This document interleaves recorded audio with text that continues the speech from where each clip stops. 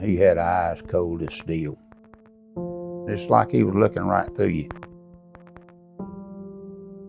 He was a con artist, smooth talker, could con you out of your wallet, your watch, your car.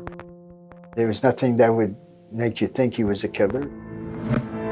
He wanted to be a famous mass murderer. He killed men, women, boys, girls. He didn't discriminate. If he decided to kill you, you'd had it. Just about everywhere he went, he left a body. The Casanova Killer. I fell in love with him for maybe an instant.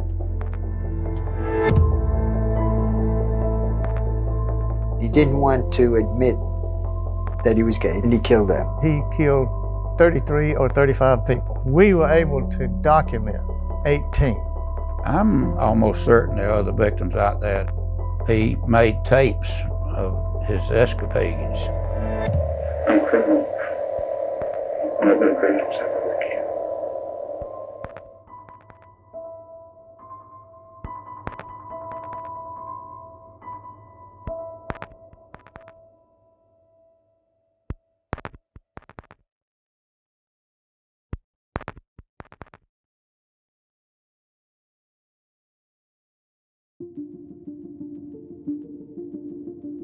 The year was 1974.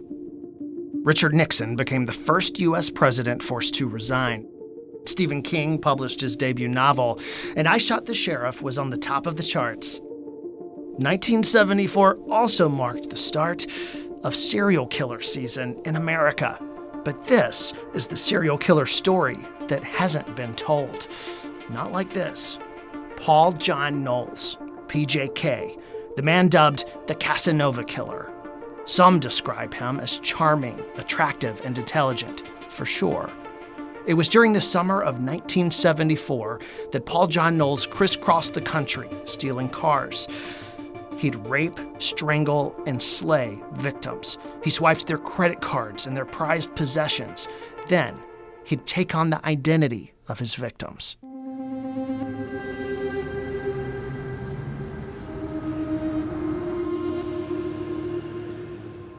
I worked for people who paid me and were professional criminals. Knowles was a criminal, a repeated criminal. Should have been a professional criminal, but he was an amateur. Pleasant, he was always pleasant. He didn't use curse words. He wasn't rude. He was polite. He was sort of passive to some extent. There was nothing that would make you think he was a killer. When I first met him as a burglar, he was just a loser, a guy that can't stay out of jail. Paul John Knowles wanted infamy, but notoriety never followed. PJK failed. No one talks about PJK when they mention Ted Bundy, John Wayne Gacy, or the Son of Sam. But this serial killer knew his fate, and he planned for it by recording confessions of his killings. He was coming back from Key West, or somewhere in the Keys, and he calls me and when he gets to Miami, and he says he's got to talk to me. It's important, he's got to talk to me. And I met him sometime around 9 o'clock at night at a bar, and that's where he tells me he's a mass murderer. Right away. I said, okay. He said, I'm a mass murderer. Brace yourself. And I said, oh, okay. And I laughed at him, I think. He had nothing in his background that would, reflect a person who would go around killing people. I said, what do you want to do with this? You want to surrender, go to jail? I'll help you get, turn you in. No, I don't want to do that. I want to have it documented. I want a book. I want some record made. After 5 months on the run, the alleged Casanova was shot and killed by police. But PJK kept a log, recording the details of his murders on secret tapes left to his lawyer. He claimed to take 35 lives. But here's the thing. Investigators can only account for 18 deaths, and at least one victim got away. My name is Barbara Maybe Abel. My maiden name was Maybe, and I married an Abel. Barbara's twin sister, Beverly, suffered from cerebral palsy. The two women were living together when a serial killer showed up in their West Palm Beach home. If I would have met Paul John Knowles at a nightclub, I would have gone out with him. He was very good looking. For an instant, I thought it was my ex-husband. I only marry good looking guys. And here I am in the same house that the kidnapping happened. So in 1974, on November the 14th, a day I'm never going to forget as long as I live, I knew something was wrong. And he said, "Don't turn around or I'll shoot you." And of course, I decided I'd turn around. And I couldn't believe what I did next. Walked him all the way through the house, this little cute house, and something made me go into the bedroom where Beverly was. She was tied up and with a sheet, and she had a gag over her face, and blood was coming out of the gag. I'm sorry. This maniac's in the bedroom with me, and he just finished tying up my son in the other bedroom, and I said, "Get the gag from out of her mouth. My God, she's got cerebral palsy. She's handicapped. What did you do to my sister?" I said, "Did you rape her?" And he says, "I didn't do anything. I didn't hurt her." And I said, "If you raped her," I said, "I'm going to kill you." I said, "That's my sister." And I knelt down beside the bed and talked to her, and I said, "We're okay." I said, "I'll give him the money and the keys to the car, and then he can go, okay?" So she just nodded her head yes, and I kissed her.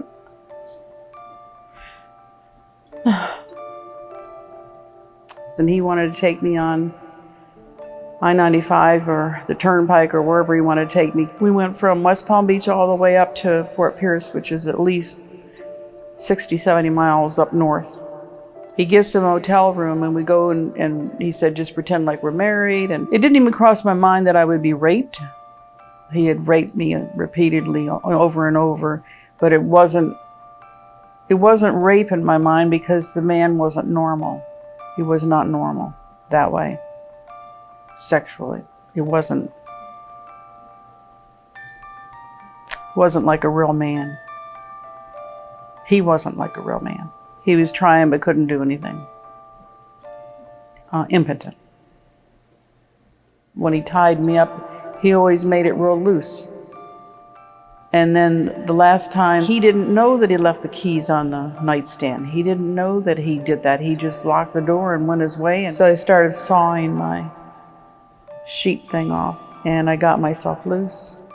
It wasn't even 15 minutes later, and the whole world was right there by my side. God bless them. I know what the paparazzi is now for all these stars. It's like, it was that bad. Then they take me like I'm a criminal, and I go to the Fort Pierce police station. I'm thinking, oh, I need to save him because he's really, really sick. Thinking he only killed like one person, so. Whoa, did I even, I didn't know. I was a copywriter. I know that's what saved my life. I had no idea how many he had murdered. He tried to keep telling me, and I wasn't listening. I mean, who wants to hear that? And I was telling him, like, why do you want to write a book? And he wanted to be famous. Famous for what? Murdering a person? I fell in love with him for maybe an instant.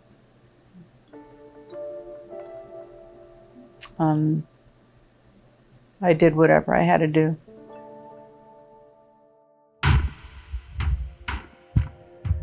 Barbara gave PJK an 8-hour head start. He took off in her car.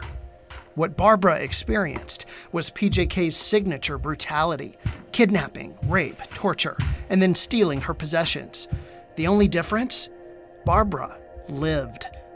PJK's first known murder was 65-year-old Alice Curtis in Jacksonville. He forced his way in her home and gagged her, just like he'd done to Barbara. But Alice choked to death. He killed twice more near Jacksonville, strangled a woman in Atlantic Beach, killed a teenager in Bibb County, Georgia, and strangled a 24-year-old in Musella with a telephone cord. One of his most merciless acts of rage happened in Milledgeville, Georgia. A father and daughter in an absolute nightmare. Worked a lot of murders, but that was the bloodiest crime scene I'd ever seen. I can still see the blood. I can see it in the bed. I can see him with all his stab wounds. And I was asking the coroner when we were at the funeral home doing the autopsy, what were all those marks? Come to find out he had stabbed him so many times that he broke the tips off the scissors.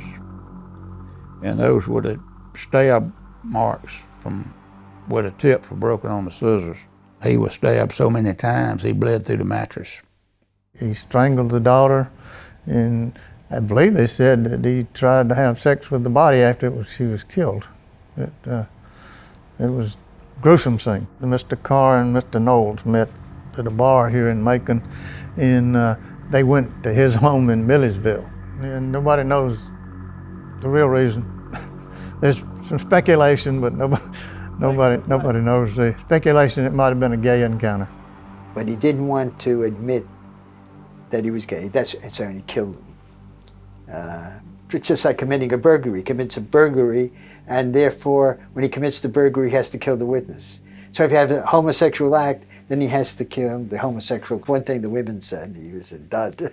A big, handsome guy, one could wine and dine you, could get you into the bedroom, but then he couldn't perform. I didn't think he was a Casanova Killer. I just thought he was a murderer. But the name, Casanova Killer, stuck anyway. After the Carr murders, PJK would slip up. He had ditched a car from one of his previous victims, a Chevy. When investigators found it, they learned the Casanova Killer had not covered his tracks. He left a paper trail of his deadly path. He killed people all over the country: California, Nevada, Florida, Georgia, Mississippi, Alabama, Connecticut. What he would do is, when he would kill somebody, he would take their vehicle, along with their credit cards and things like that. He would use their credit cards for a while, and then he'd kill somebody else and get their credit cards and their car. It was mid-November when a state trooper pulled Knowles over. Not wasting any time, Knowles took the trooper hostage. He flagged down another driver, James Meyer, and then he took off with both men, using Meyer's Ford as a getaway car. This was the beginning of the end for PJK. They stop at a gas station, and Knowles gets out, and the police officer, Campbell, and the other victim are sitting in the car and don't do anything. It's a four-door sedan. They don't make any effort. They make no effort to get out. They don't call for help. They do nothing. The next day, Knowles is driving the car himself. There's nobody else in the car. A police officer spots the car. They set up a roadblock. When they try to stop him, Knowles smashes into the roadblock, but he's able to get out of the car, and he runs into the woods. And Knowles says, "I give up." He said, "I'm too tired to fight." And he gives up. He's bleeding. He's upset. He's injured. He's got a scratch on his leg, and his face is cut, and he's beat. So the murderer gives up. Police had their mass murderer, but not his final victims. Still missing, Trooper Campbell and James Meyer. PJK wasn't talking, but he recorded confessions. Now, only one man controlled PJK's diary, and that man, attorney Sheldon Yavitz, was keeping those tapes locked away. He made tape recordings of his killings, and the reason it was given that he did that is that he wanted to be the most famous mass murderer in history, and he wanted to have a recorded device of it. Apparently he described in great detail how he killed different people. Mr. Yavitz was refusing to turn over the tapes because he said it was attorney-client privilege. And they said, "Well, you got to tell us where he is. We got to know where the bodies are." I said, "I can't tell you." So they were very upset about that. They assumed they were dead already. There was no issue in anybody's mind that they were alive. But we don't want them out there decaying in the woods. I said, "I don't represent the dead." My wife said I was nasty. I said, "I don't represent the dead." They were very upset about that. And they bring me before the judge and they say, "We want the tape." And I said, "I can't produce the tape." So they threw me in jail. Said I was in contempt of court. My wife had gone up with me to Georgia and she's in jail. She invokes the Fifth Amendment against self-incrimination, but she didn't know anything. And now she's in jail. And with your wife in jail, it's a real hassle. I mean, she wasn't very happy. She was pretty upset. So under those circumstances, I said, and I looked at it this way, if I'm turning over a tape to free my wife, then they can't complain that I've done anything. They're extorting me. It turns out, investigators didn't need those tapes to find more victims. A hunter stumbled upon PJK's last conquest, and it was horrific. The missing trooper and businessman were left for dead in the woods. What investigators didn't know is that the end was near for PJK. They have one cuff on each hand, and they're tied to him around a tree, and they're dead. He shot them in the head, top of the head. Knowles says that Myers said to him, that's the other victim, make your own luck. That was his last words. Knowles always remembered that. After they captured him, everywhere he went, they had a driver, law enforcement riding shotgun, 2 law enforcement guys in the back, Knowles in the middle, handcuffed and shackled. Ronnie Angel was a GBI agent in the car. Knowles had agreed to take him to where the pistol was that he used to kill the businessman and the Florida trooper. Knowles was in the back seat, handcuffed. He got the handcuffs loose, reached over the seat, grabbed Earl Lee's gun, tried to get it out of the holster, shot a hole through the seat.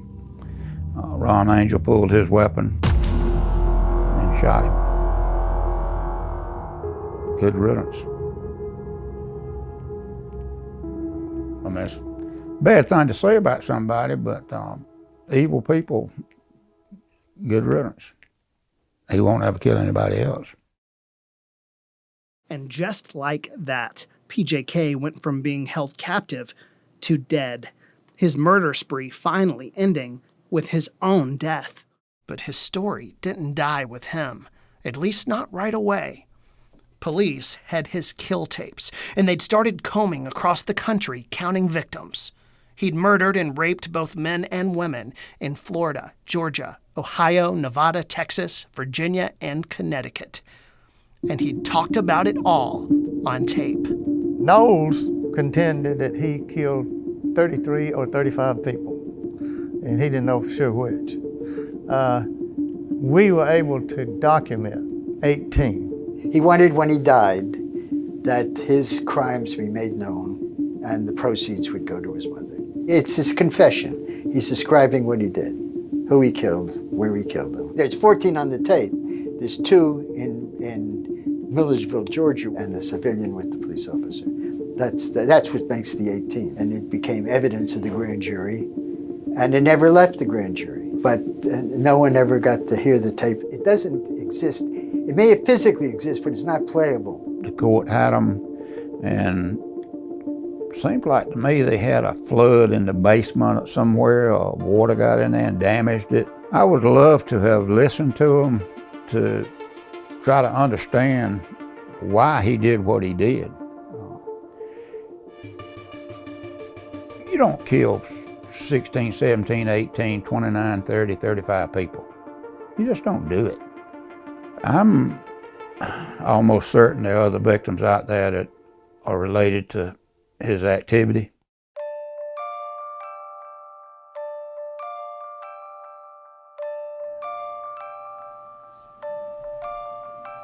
Now that I know that he killed over 35 people, men, women, and children, I was thinking, like, what made that person become a murderer, a serial killer?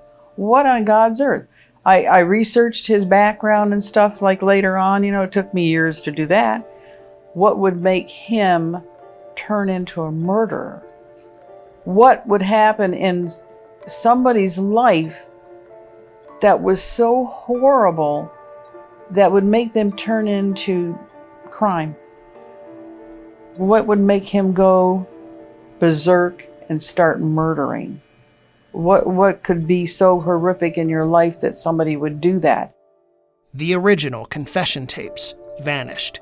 but hearing from the Casanova Killer himself may be the only way to know. A court-appointed psychologist spoke with Knowles, revealing what goes on inside the mind of a killer. If I had to live over again, I wouldn't. You wouldn't do what? I wouldn't live it again. It's been that bad. There's no way I'd go through another year of it. I fully intended to be shot before I was arrested. Paul John Knowles made kill tapes. He recorded the details of his murders. The tapes were handed over to the court and locked away in Macon. According to investigators, both fire and a flood damaged countless court records. PJK's kill tapes are presumed to be lost forever. But there's a second set of tapes, and for the first time ever, they provided a telling look into the mind of a serial killer in his own words. What's the worst thing that ever happened to you in your life? The worst? I was born. You sure? The tapes are not the only way to get inside the mind of this serial killer. PJK left behind letters, notes, drawings, and accounts from the women he loved. Among those women he let inside his mind was a British journalist who he picked up in an Atlanta hotel bar. Sandy Fox was a different kind of prey for PJK, the kind who might be able to offer the one thing he desired more than all the others: fame. In her book, Natural Born Killer, she writes about life on the road with PJK. Sandy Fox passed away in 2005, but through narration, her journey is brought back to life. I will never know for certain whether he would have killed me that last night, the one when I said goodbye so determinedly.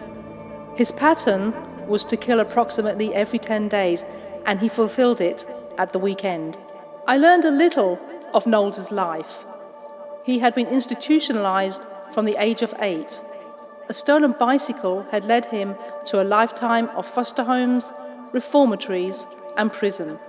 A grey life for a child, a life of uniforms, discipline, and few possessions.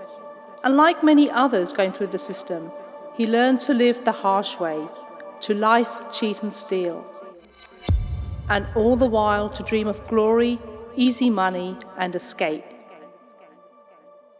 You mean from the time you're born, you've been that bad against life?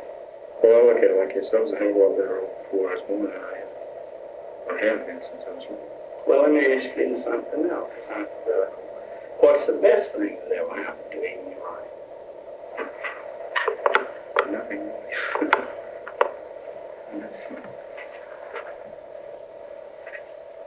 Nothing good to me. I'm a criminal.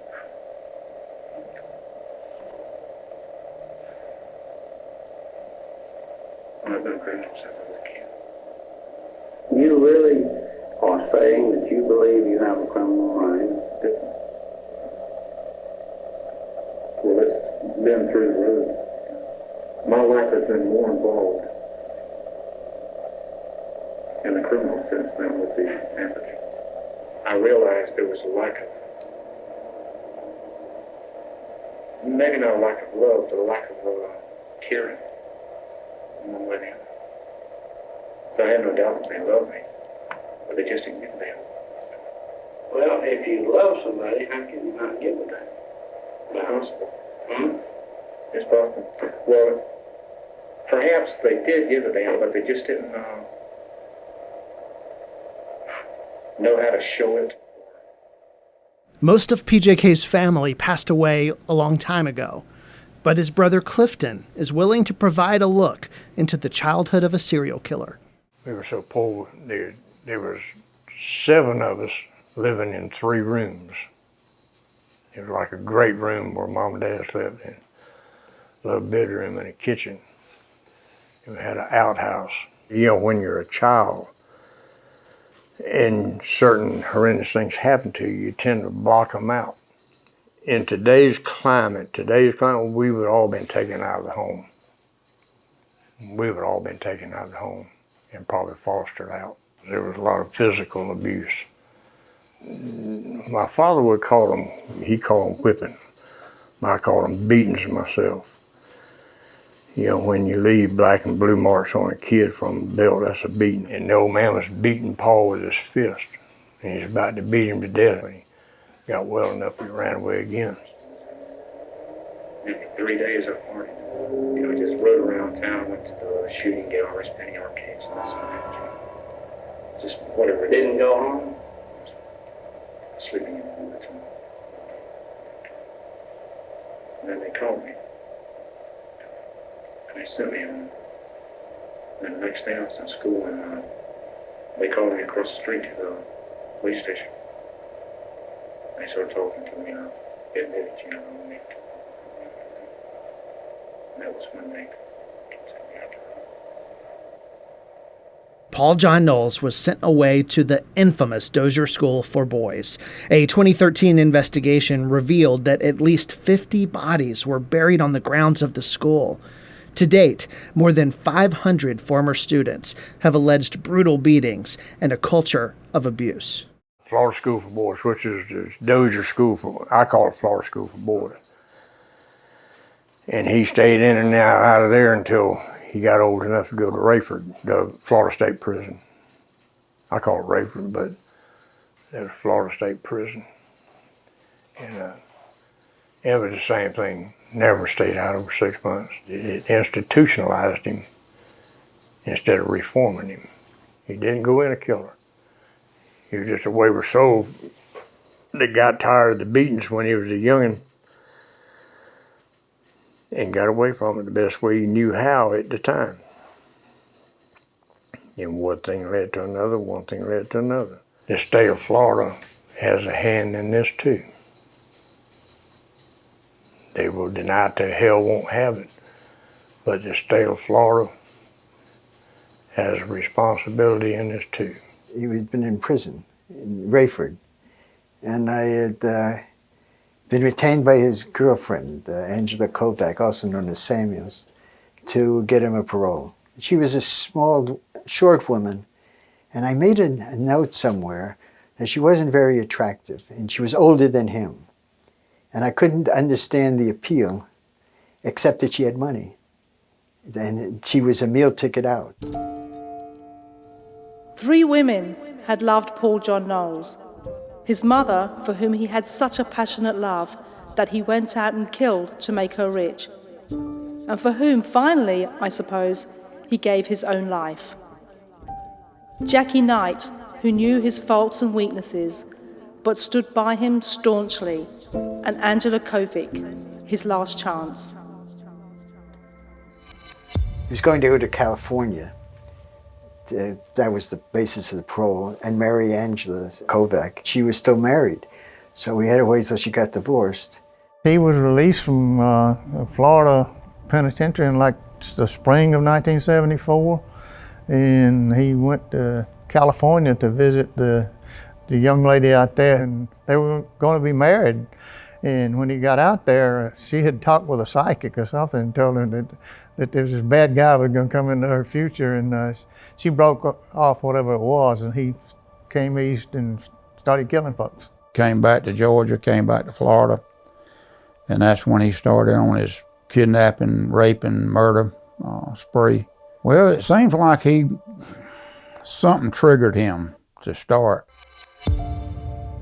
His attempts at love had all failed him. His mother, Bonnie Knowles, who he adored, had allowed his father to send him away. The loves conducted by mail with Jackie and Angela were both childish and swaggering, the letters filled with sexual boasts. "There are only 2 things I like to do on a rainy day," he had written Angela, "sleep and make love. And I very seldom get sleepy." The lined paper was smothered with kisses, the envelopes with crayon drawings. Nothing came out of these relationships because they were based on fantasy. He called me to pick him up at the airport. He told me one little thing what happened out there, that the lady out there was seeing a black man. And Paul like to beat him half to death. That's what he told me. And evidently, and Paul was a little bit of a racist too. And so that's why he beat the black guy about half to death. He was thinking that that was going to be a relationship for him. And he got out there and he found out that it wasn't what he thought it was. And I think that that's what set it off. His failed relationship with Angela Kovic started the murder spree, but over the course of the next 5 months, Paul John Knowles kept returning to the same woman, former girlfriend Jackie Knight. He'd stop and stay at her house in between killings. Jackie claims she had no idea that's where he'd go. He was around my children, babysitting my children while I'd go shopping or have to go pay bills. He would do this. He would babysit my kids. You think if I'd known he was killing these people, I'd let my kids be involved?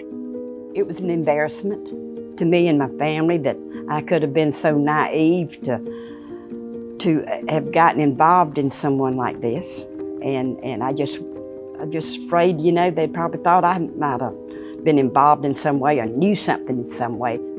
I didn't know anything that was going down in Macon or anywhere. I know he'd be gone for 2 weeks, he'd come back. He'd stay 3 or 4 days, he'd be gone again. He'd sleep on my couch. He would see to it that the kids had Christmas. He would see to it that they was well taken care of when it come to school. He took those kids as his own.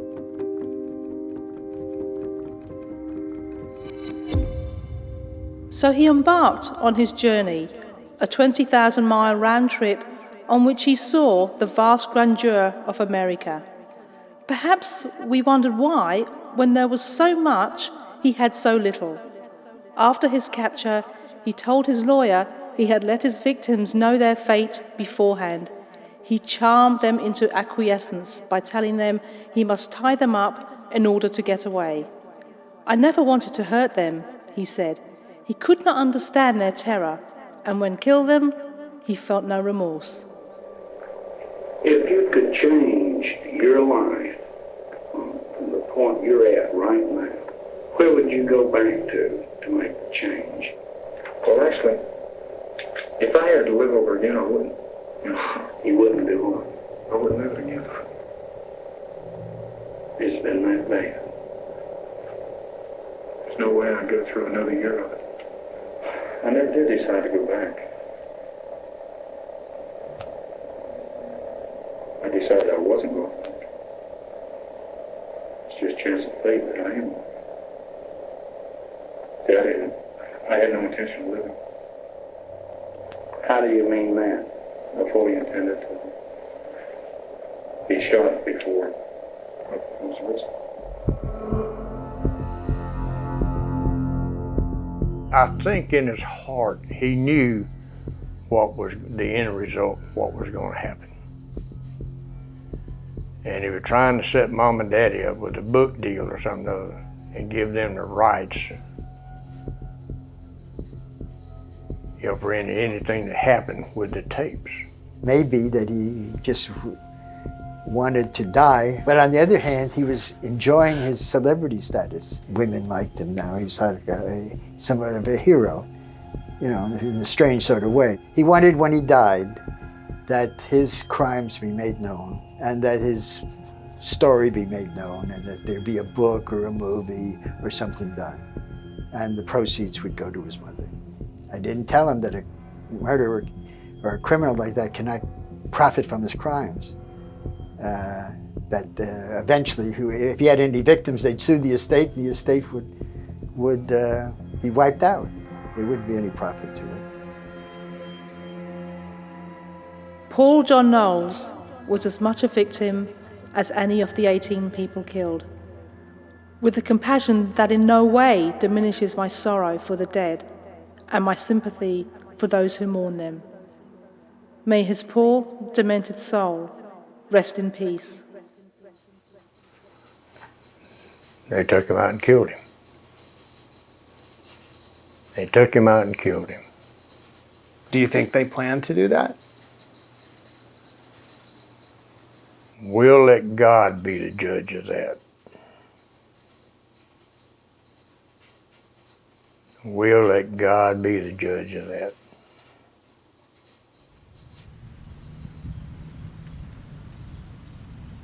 It took a while to get over it, but eventually it just faded away.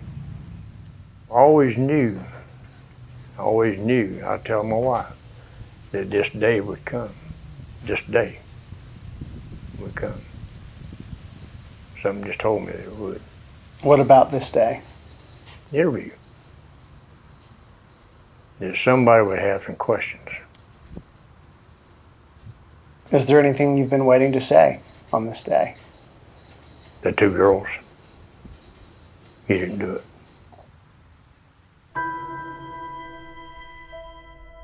PJK's brother is talking about the Anderson sisters. Those two little girls are believed to be PJK's second and third victims, but it's not a clear-cut case.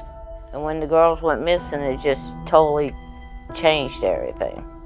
Millette liked to play with baby dolls. If you've seen her, she always has a baby doll. And that was a book reader. We call her the bookworm because you see her and she had a book. Everybody said Paul Knowles was in the area at the time the girls went missing. About 5-6 years later, we put the tombstone down there at the cemetery. I just knew they was gone and they never come back. Instead of a final resting place, these gravestones mark heartache and uncertainty. The girls' bodies were never found, despite court documents that indicated PJK offered specific details about them on his infamous kill tapes.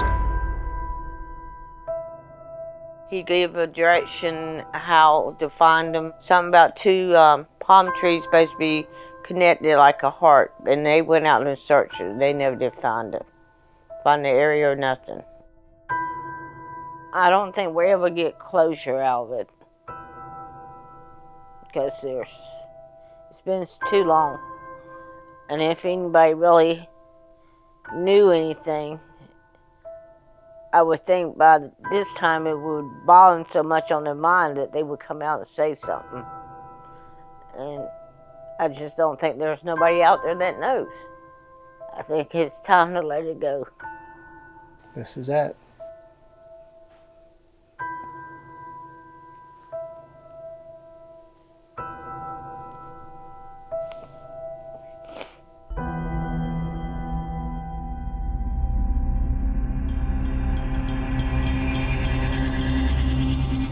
The Anderson sisters are on the list of at least 18 victims murdered by Paul John Knowles, but it's clear that list is probably incomplete. Debbie Griffin disappeared while hitchhiking in Bibb County during PJK's killing spree in October 1974. This FBI file names him as a suspect, but the investigation has never been closed. These images from the case file show evidence of her grisly death. Her body tossed in the woods, undiscovered until nearly a year later. But, like others, she's never been officially added to his victims list. There's a lot of cold cases that they're trying to solve. They just solved one, say a couple of years ago in Houston County, that the body was found several years after all this took place in '74. And through the tapes or transcripts, they were able to identify that he did in fact kill that one. Well, I'll tell you what I have at home. I have a picture that was blowed up of him, and I have it out in my backyard. And I take my BB gun and I shoot him. It's just a picture. Betty Weisskop's daughter, Ima Jean, is the most recent victim officially added to Paul John Knowles' kill list more than 35 years after her death. Ima liked to go swimming. She liked to boys. She liked to go to the sand pit. Normal things most 13-year-olds like. So she had left to go to the sand pit. I worked and her stepdad worked. So we weren't home during the day. Well, I figured that she was so unhappy that maybe she just decided to go live her own life. But we did searches and things for Social Security, never could find anything. But I had never dreamed that she was killed by a serial killer. It surprised the hell out of me, because I wasn't expecting it. Just took the sales right out. A tip from a former family friend prompted investigators to ask the family for DNA samples in 2011. Their DNA matched the unidentified body of PJK's 5th victim. It was Ima. Some hikers found her, but they never connected anybody with anything until they did that DNA. She disappeared in 1974, and you didn't know Paul John Knowles was involved until 2011. That's right. All those years. No. He had said it on the tape. No one told you that Nope. he had said that on the tape. They didn't realize. Nope. That's because the Casanova Killer got her name wrong. He called Ima Alma on the kill tape. The detectives said, I'm going to tell you that we found your sister and that she was deceased. I can tell you what happened, how we know how it happened, and who did it. They had a story from Knowles that he had confessed to doing it. They had it on audio. He had said that he went back in the woods like 10 days later and the wild animals had drug her body, and he took her jawbone and buried it somewhere else, and that jawbone was not in those bones. The jawbone was missing. At the time, it was like I was numb. I mean, it hurt. I cried because in my heart she was dead, but to hear it and really be confirmed, like hit you really hard, you know? To me, I don't care if he rots in hell myself. For 6 months, he went up and down Georgia and Florida. And he was called the Casanova Killer because he had a way to worm his way into someone's life and they wouldn't think anything about him. I took it a lot harder because when you sit around and think about things, then you think, well, if I hadn't have been working, maybe I would have been home and then maybe it wouldn't have happened. So you start to put the blame on yourself, which you don't really know if that would have done it or not. 40 years, and finally, Imogene's family has answers. But if PJK killed as many people as he claimed, more than a dozen other families are still waiting. You just got to be strong and keep on going, and you don't give up. What you do is you put it out in the papers every now and then. You print up posters and put them posters out there, even if it's been 10, 15 years ago. Because if you can get it out, maybe somebody might click to say, well, hey, yeah, I know about this. Sometimes you got to refresh people's memories.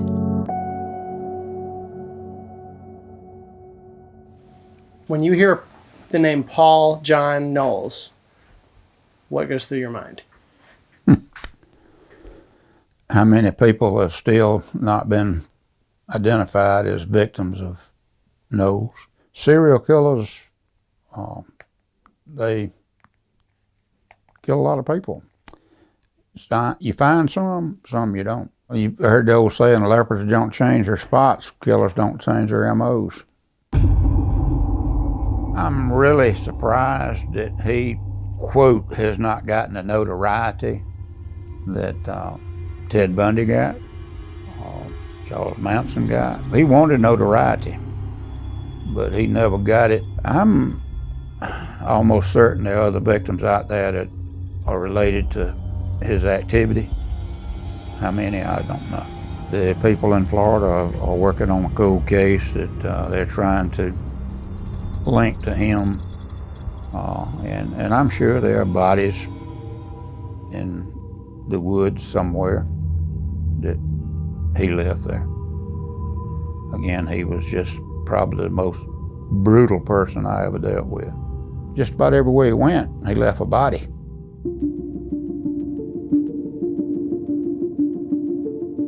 Credit card receipts show Paul John Knowles crisscrossing the country over the course of 5 months. He made more than 100 stops through at least 40 states. So what happened to the other victims?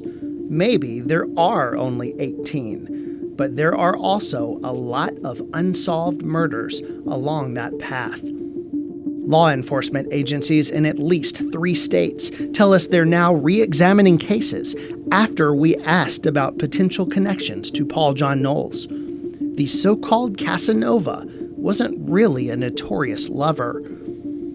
Instead, he was just a thief, a liar, and a cold-blooded killer. He may be long dead, but the investigation into his murderous spree now has new life. He was a con artist. He could con you out of your wallet, your watch, your car. He was a smooth talker. Some people identified him as a ladies' man. He was brutal. He was mean. He was vicious. He's just, thank God we don't have a whole lot of them around. There are serial killers out there, but I don't know what makes a person do what he did.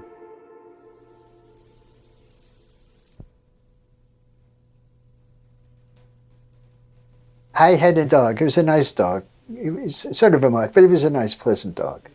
One day, the dog kills a duck, and then it kills a second duck. The ducks trusted the dogs. They weren't worried about him. They didn't run from them, and he started killing them. What he had become was a mad dog, and I think that's basically what Knowles became. He became a mad dog where he just killed people.